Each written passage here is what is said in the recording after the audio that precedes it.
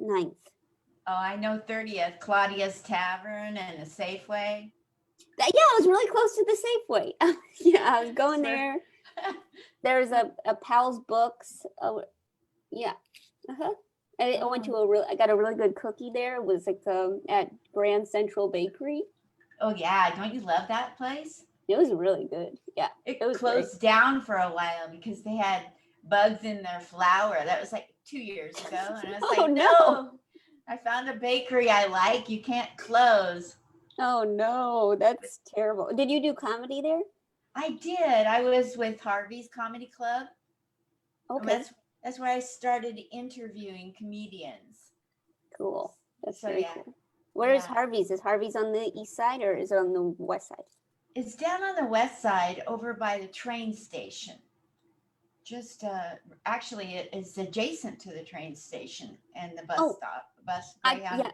I think I've been around to the train station, so I'm getting a sense of it. Yeah. Yeah. And I went to high school with the owner who owns the building of Harvey's. And that's kind of cool, yeah. Yeah, and it was just, we got to get to you though, but we have things we could talk about. Jill Firestone's here at Comic Spot today. I'm sorry, I have flappers in the background because I was on one of their tryouts, and I don't know how to get it off of this computer, so it's going to be there till I figure that out. Jill Firestone, I'm so excited. Now listen, me too. Yeah, we have like 10 minutes because somebody's going to come in and fix her hot water or water tank. Well, it's the good thing is that we'll know when the time has come because my dog will start barking a lot. But before it, and he'll bark for about 30 seconds. So it'll just be like a 30-second barking. Got it. Perfect. Okay, so what kind of dog do you have? He's like the 23-pound Yorkie. Oh, I know. Oh my gosh. Big. He's a big little dog. That's good size for a Yorkie. Yeah, really healthy sized. Like a ham. Well, you guys who are coming in to watch, Joe Firestone told me to stay, even though her IMDb credits are off the chart. She told me to say she's an actress in the upcoming movie that's going to be on Hulu called Shrill. So let's get to know her as best we can in about 8.5 minutes. Joe Firestone, yay! Thanks, Linda. Thank you. They're live from Flappers. Perfect. Boy, are they going to be happy with me.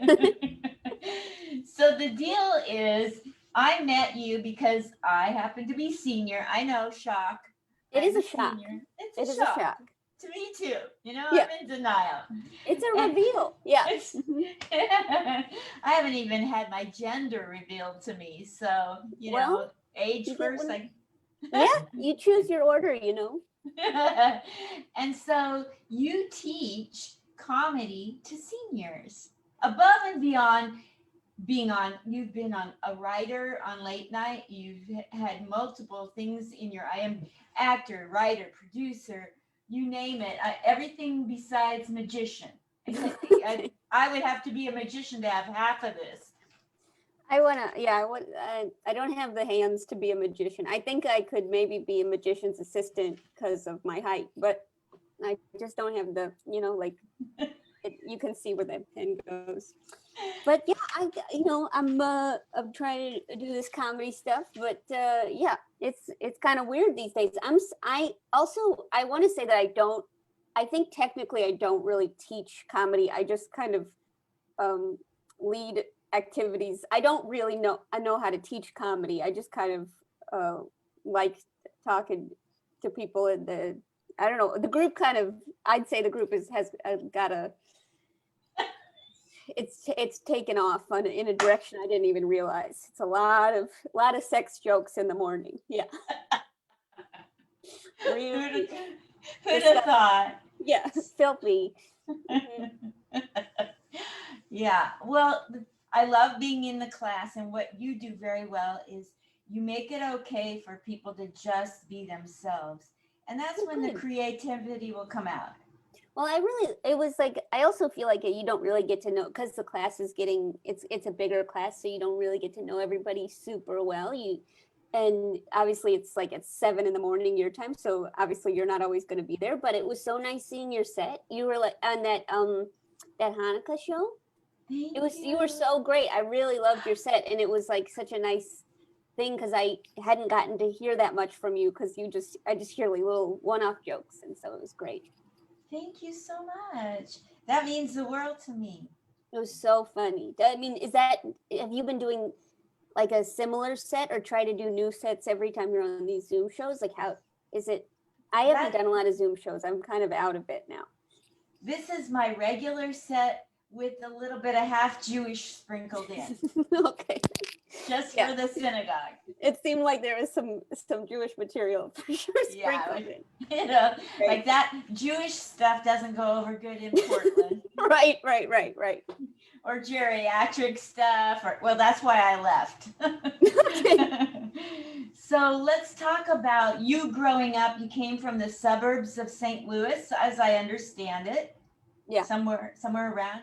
You made it to Connecticut. You've made it to late night writing. You've got writer, actor, producer. You've been in 4 or 5 movies already, besides the new one coming out called Shrill on Hulu. What in the world? How did you go from St. Louis to all you've accomplished? How do we clone you? Well, I think so. I moved to New York in about 10 years ago, and I think that it never feels like it never feels like, oh, okay, finally I'm good to go. Like I'm like, what's the next thing gonna be? I don't know how to get the next thing, but it kind of seems like one at a time. Like you take this thing and you're like, okay, I'll try to do this job that lasts a week and a half, and then I'll do this, and then hopefully this lasts longer. And it's kind of like just kind of one thing at a time, hoping it'll lead to the next thing. Yes. In your childhood, were you always the funny person that had the cracks, or did that come up later in life, or did anybody try to keep you from being funny, or how did comedy come about? Well, I really liked plays and musicals. I used to go to musicals with my grandparents, and I thought it was so fun. And then I used to make up plays and make my friends and neighbors do them. And I just really liked, I don't know, I really liked movies, and I really loved TV and plays and musicals and all that stuff. So I always kind of just was drawn to that. But I don't think I even knew that stand-up comedy was a job until I was like 20. So, you know. Okay, so let's take off from there. So at some point you become aware stand-up is an option. Yeah. And you decide, you know what, I can do it. What made you get up on a stage your first time? How scared were you, and how did that first time go? I love these stories. I mean, they always go really well, don't they? I went to an open mic with my friend Dylan, and both of us were really scared. And this woman came up to us before the open mic, and you could tell she'd been at the open mics for a lot longer than us. And she was just like, "You don't need to be worried. It's gonna be fine." And like she like saw us and knew that we were nervous and new, and we thought she was really cool. And then we both bombed pretty hard. Yeah, but then I think we just he started doing like more podcasts and more videos online, and I started doing more stand-up, and then it kind of went from there. Yeah. Nice. So what did you learn in your entire career that you never knew you were going to learn? I know it's a big question early in the morning, but let's go for it. I think that maybe I learned that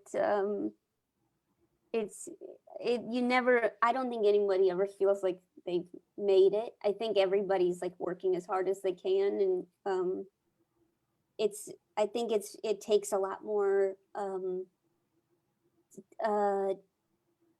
determination and focus than one might assume of a comedian. It's really a lot of reading and a lot of writing and a lot of watching and a lot of patience, and I think that the bitterness that a lot of people feel in this industry it's hard Yes. to avoid, but I think it's necessary to avoid it because I think it's a poison. Amen.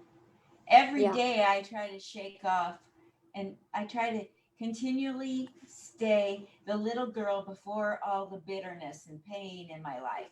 Just, I How want to do be you the do little it? girl. Yeah. How do you avoid the bitterness? What's your trick? I talk about it with one trusted friend, and I'm aware of it. I acknowledge it. I talk it out. And this trusted friend has to let me talk till I've talked it out. That's a or, good friend. or she gets it. You know, she's a hostage, really. And when I'm done with her, then she gets no credit. I get to say to Joe Firestone that this is the way I am without any help from Helaine Weiss Witt. Oh, it's Helaine. I love Helaine. Oh, she's a good friend, huh? Yes, yes. She's So a real organizer. She's always bringing people in, and she's a real social butterfly. she is. I told her, if you ever did real estate, you'd be a mogul. You're doing these She would. 5-person bringers when you can sell the Trump Tower. Yeah, she's incredible. She really is like, she's everywhere. She's got the energy of like an 11-year-old. She's incredible. She is. She is. Yeah, I mean, you must be kind of social and organizing and like that too, if you guys are such good friends, huh? And she tries to shove that stuff down my throat. Like, don't you think you want to help fill this class? No, I don't. It's your thing. Did you know it's so and so's birthday? Don't you want to do something? No, I don't want to do anything nice. Oh my gosh, she's such a giving soul. I can't believe it. She's really dedicated to everyone in her life. I can't believe that quality. I don't have that. I wish I did.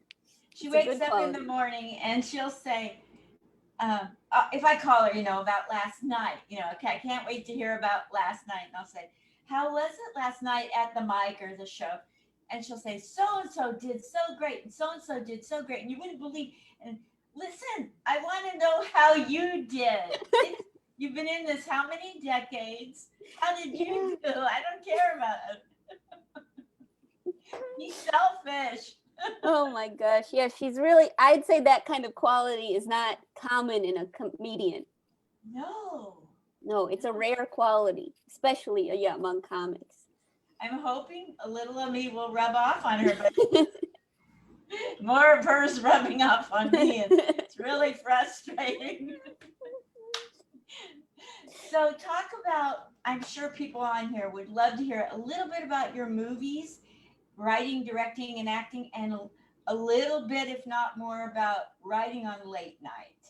Sure. I Well, mean, you could do a whole TED talk on how to get there and how to stay there, but anything you want to say that you have time for. sure. Well, when you tell me when you got to go. Okay. Well, I would say, to be clear, I do think, well, it's mostly, I haven't done that many movies. It's mostly just TV, but I think that, I think that it's, what I've learned is that it's, it's really long hours, and it's easy to have that kind of the quality in yourself that gets kind of frustrated and gets, um, the rage that goes through a lot of comics. I think it's easy to get kind of impatient and like, come on, let's go, that kind of thing.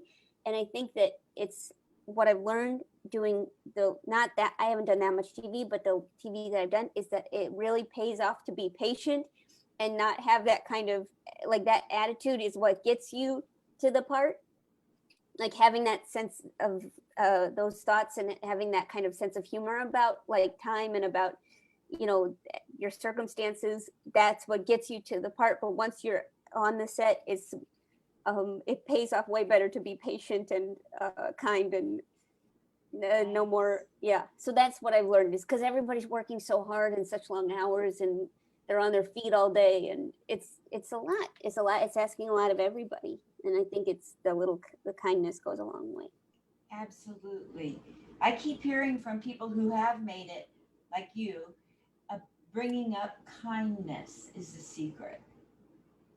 that's encouraging to know that people feel that way. I mean, I do think that it's I think that like these opportunities, it feels like there's like a gatekeeper. There's like this thing where it's like once you break into it, then you'll be set, and it seems impossible to break into. But I do think that the more you just keep doing your thing, and more you just keep putting stuff out there and putting your name out there, and people start identifying you as this person that does this, that makes art, that makes work. I think that that's all you can do, and if you enjoy that, then people will start to notice it. Yes, absolutely. I Well, mean, let's you've been talk doing this about. for how long? How, I mean, it's like people know about it. You have a lot of fans, right? I It's do. like, People really tell me a lot of times that they're just enjoying watching the interviews. And I'm like, wow, I can't think of anything better than being told that something I created is appreciated. yeah, I mean, it is. It seems like it really is. I'm not on Facebook, so I don't know like all the numbers and stuff and engagements or whatever it all means. But it does seem like it's appreciated, and you've been doing it for, with a lot of different people, and it's, obviously you have a gift with it, and Thank people you. will recognize it because you Thank, make it. thank you. So let's talk about you getting to late night, being a writer. If I read your IMBD correctly, which is, a 50-50 chance. I don't know how English can be so difficult, but it is. It looks like you wrote 144 episodes, or you were a writer on 144 Fallon shows. Is that right? I think that should make sense. Yeah, I was there for, well, I don't I hope that makes sense. I was there for about a year and a half, so It's about I don't right. know Yeah. what that means, but This is when you yes. know you've made it, when you lose count. Well, I think well, a lot of times your name gets put on every episode that you're there for, but I do think it's not like I'm like writing every hour of you, but yeah, that was an interesting experience because it's so stressful, and there's so many people working there, and you really have to like figure out what you can add to this huge operation. It's like enormous, and so you kind of have to figure out what your strengths are in the context of this huge show, and how you can add to it, and how you can get renewed after every 13 weeks, which is it's a little bit of a pressure situation. But Yes. yeah. I write 3 puns a week to go on somebody's Patreon page, right? Uh-huh. I don't know if you know the name Steve Marshall, but he's been a touring headliner. He's been a director too, an actor. But I write 3 puns a week to go on his Patreon page, which could make or break him. 3 puns. And I feel like I'm in a late night writing room, and it's so much good pressure, but it's pressure. I can't imagine what it's like to really be in a late night room with the pressure you had. I think it's the same thing where it's like you're writing for someone else. You just don't know. I don't know that your situation with him and if he gets to approve or deny things, but I do think it's just like, you have so much practice writing for yourself, and you know what's funny, but then someone else has a totally different, so you have to kind of maintain your own sanity and your own confidence, and while trying to make something for someone else, and you have to be able to say, oh, I'm still funny even though I didn't get any jokes on today, because Wow. if you every time you don't get a joke on, you think I'm a failure, I'm not funny, you won't go very far. You'll just be so discouraged. In the course of the real world, typically, what percentage of people's jokes make it in order for them to get renewed? Or is that an equation that's out there? I don't know about, I'm sure there is an equation, but I'm not sure what that is. I do think it's just kind of figuring out what you can add to a show. Like, for example, if you're really plugged into politics and you can make a lot of jokes about politics, then you'll probably find a pretty safe space for yourself. If you're really into reality TV and you know a lot about that, and it happens to be a lot of the shows that the host watches, then you're good to go. Or if you can do characters, it's just like figuring out what you can do that would add value, and enhance the show, it's just kind of hard to figure that out right away, because you get thrown in, and then your first day, it's not like you get trained. You're just like, okay, write 20 jokes, see ya. So you just have to be, yeah. So like he does a lot of sketch type things, or he has over the years, where he just breaks out into not singing or acting or sketch or whatever you call it. And those look like they're just improv coming up. And they probably, you're laughing already, I get it. They probably took hours in a cutting room floor, half of it's back in the cutting room floor. Yeah, I would say so. I mean, I think that it's like, yeah, you just, you try to make it seem as natural from his mouth as possible. And,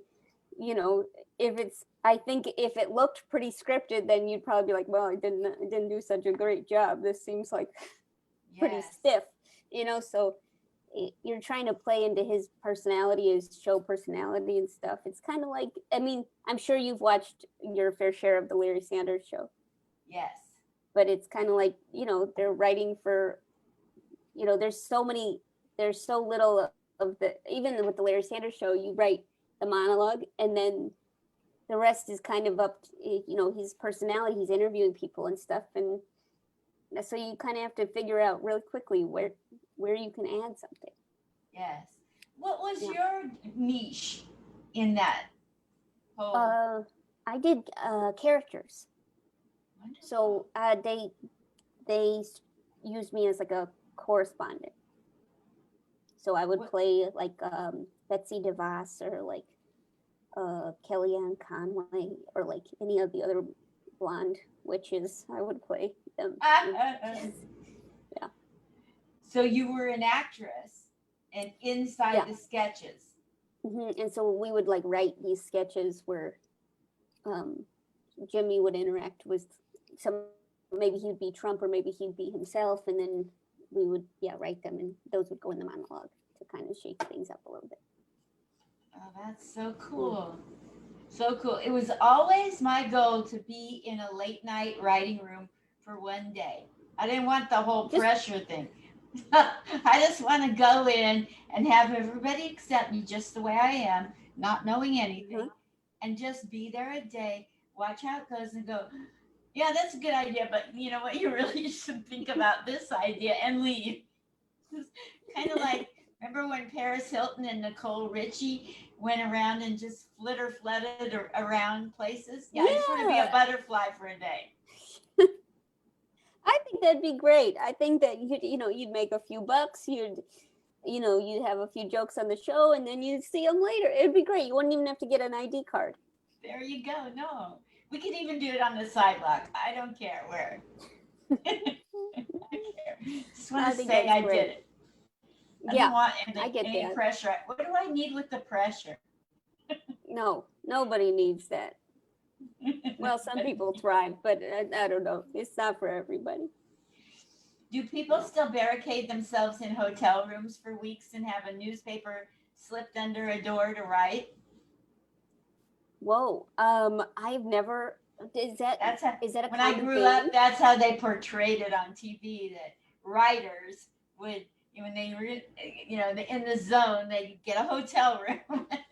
Like that seems a little bit last century. Wow. I mean, it sounds pretty nice, but I don't think I've known anyone to do that. But yeah, it sounds pretty cool. I had to ask. And so you started going on comedy and shows and doing open mics. How soon after you got up on a comedy stage did you start getting booked? Because you said the first time you bombed really hard with your friend. Yeah, and how long did it take you to find your voice? Who helped you finding who you are today as a comedian? How quickly did it gel for you that you started getting booked as a comedian?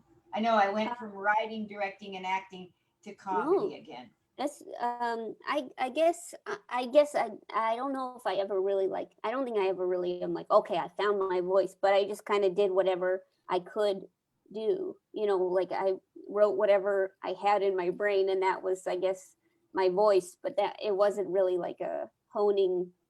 It didn't feel like it was like, okay, this is going to be, it wasn't, I think it was more authentic than developed. It was just kind of like trying to do whatever I could do to whatever I thought was funny at the time. But I think that, you know, I had some friends that did these kind of like loose variety shows. It was like, I came up in New York at a time when it was pretty easy to put on your own shows and kind of get in this alt comedy scene, and kind of, it was less about the clubs and more about kind of independent venues and music venues and kind of putting on in alternative venues. And that's kind of where I came up. So it was a little bit easier. It wasn't like you had to audition for somebody to get on a stage. It was more like you had a friend that was putting on a show in a basement, so then you did a spot on their show in the basement. So it was a little bit more relaxed and less. I don't think that I would have succeeded in going through the clubs so much. I think that my style is a little bit alternative for the clubs. Got it. That's super. What do you want to accomplish in this crazy world while you're still here? That you haven't even touched on it yet, but it's there. You want to do it. I've never really been one for setting goals, but I guess I guess I don't know. I mean, I think that I would. For a while, my goal was to get a dog and get a convertible and drive over the bridge. But I got a dog, and I don't think I'm going to get a convertible anytime soon. But yeah, I mean, I think it would be great to have a sustainable career to like keep working, and if not, having the wherewithal to change directions. I think that's kind of the goal right now, is either to support myself or to figure out another way to support myself. Got it.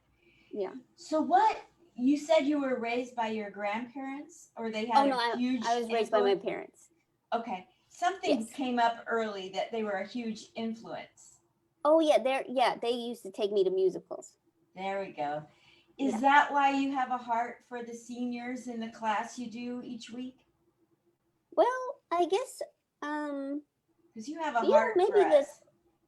I think everybody's so funny and so unexpectedly, so like in ways you wouldn't imagine. Like I think some people are coming out as like more kind of snappy and like kind of more like improvisational, and other people are more better with the writing and the kind of like having more time, and it's just been kind of interesting to learn about. I mean, I think that I just walked past I've always done classes like throughout, like sometimes for teens, sometimes for seniors, sometimes for, you know, like hospitals, and so I've always done classes in this, and I walked past it one day. It was in my new neighborhood, this Greenwich House, and so I thought, oh, maybe I'll teach a class at Greenwich House. I've got some time off. I had just gotten off a job. I didn't have another job coming up anytime soon, so I figured I might as well teach a class, and then it became this weekly thing on Zoom, and then the pandemic happened. So, oh my goodness.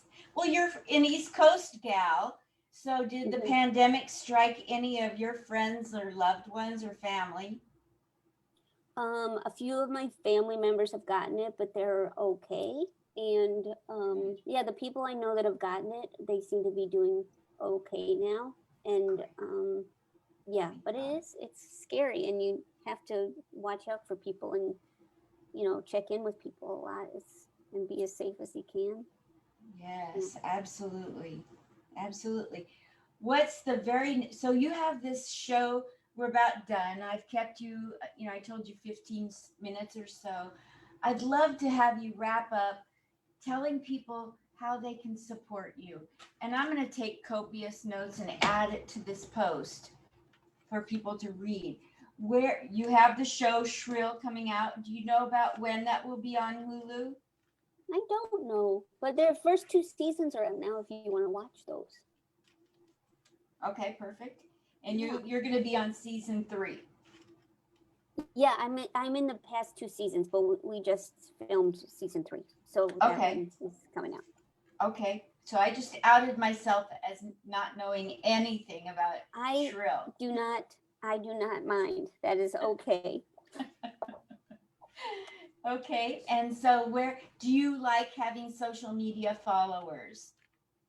I don't really do a lot on social media, I'll be honest, but I have an Instagram account, but I don't really use it very often, and I don't have it on my phone anymore. So I'm not super engaged with it, but you're welcome to follow me if you want somebody that won't really engage.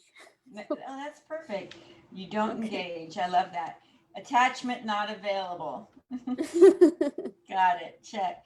And so do you have videos out there that you would love people to watch to get more clicks? Not at the time. I don't know if I do, but if they poke around and find something that they like, great. If you like something, great. If I find one, can I share it today? Sure, of course. Okay, wonderful. And do you have any merchandise that you sell, like hats that say, you know, I look like I'm really humble, but I'm a diva. And I'm just kidding. That's so opposite you, so it was safe to say. I will. Yeah, I'll get those hats made. I think that's gonna be the merch up anytime soon. Yeah. You're not a merch girl. I got it. I'm gonna get some merch ASAP. So do you have any place that you're going to be appearing live in this crazy country of ours that people can know about? Okay.